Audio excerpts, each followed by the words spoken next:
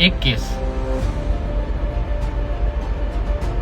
સેલેસિયમ financial versus Ganesh કરણના કેસની અંદર honourable supreme court દ્વારા એ સ્પષ્ટ કરી દેવામાં આવ્યું છે કે ચેક બાઉન્સના કેસની અંદર જે કમ્પ્લેનન્ટ છે એ વિક્ટીમની ડેફિનેશનની અંદર આવે છે અને માટે એ ડાયરેક્ટલી એક્વિટલના અગેન્સ્ટની અંદર, ફોર એક્ઝામ્પલ કોઈ ચેક બાઉન્સના કેસની અંદર કમ્પ્લેનન્ટ જે કમ્પ્લેન કરે છે એમાં સામેવાળો જે એક્યુઝ છે એને એક્વિટલ મળે છે, તો એ એક્વિટલના જજમેન્ટના અગેન્સ્ટની અંદર વિક્ટીમ ડાયરેક્ટલી ડિસ્ટ્રિક્ટ કોર્ટની અંદર અપીલ અગેન્સ્ટ એક્વિટલ કરી શકે છે. એને હાઈકોર્ટની અંદર લીવ ટુ અપીલ ફાઇલ કરવાની જરૂર નથી.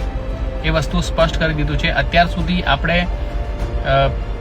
અગેન્સ્ટ ઓર્ડર ઓફ એક્વિટલ આપણે ગુજરાત હાઈકોર્ટની અંદર એક્વિટલ અપીલ ફાઇલ કરતા હતા, લીવ ટુ અપીલ ફાઇલ કરી અને પછી અપીલ જે એક્વિટલ અપીલ છે એ એડમિટ થતી હતી.